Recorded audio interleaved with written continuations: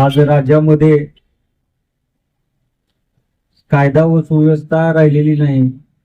लहान लहान मुलीवर अत्याचार केले जातात. त्या जे काय गुन्हे करतात त्याचा काही निकाल लागत नाही, काय सुटले जाते. आणि आज हे तुळजापूरचं तीर्थक्षेत्र ठिकाण आहे.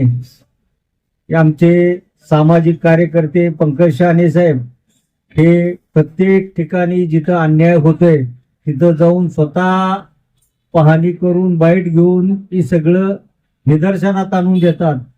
अशा माणसाला पोलीस प्रशासनाने दम दिला हे मला वाईट वाटलं. सर्वात जास्त वाईट वाटलं तर हे वाटलं. एक तर पोलीस प्रशासन ह्या गुन्हेगाराला आळा घालू शकत नाही. आज रस्त्याने साधा माणूस फिरत असेल तर त्याच्यावर काही लोक महिला हे या माध्यमातून कुठं तर नेऊन गुन्हे दाखल करतात आणि तर पुढच्या वेळेस भाविक येताना विचार करेल. आज तुळजापूरचं जे तीर्थक्षेत्र आहे हे बदनाम होत चाललंय. आज ड्रगच्या मॅटर या तुळजापूर शहरामध्ये मर्डर झाल्या, कधीच मर्डर नाहीत, परंतु ह्या मर्डर या 2-4 वर्षामध्ये वाढले. हे का प्रकार वाढतात हे पोलीस प्रशासनानं बघितलं पाहिजे.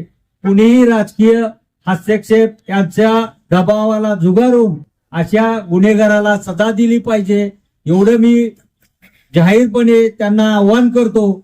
आणि जर हे पुढं असंच चालत राहिलं तर आम्हालाही आमच्या राष्ट्रवादी काँग्रेस पक्षातर्फे रस्ता रोको आंदोलन करावं लागेल. एवढं बोलून 2 शब्द संपवतो.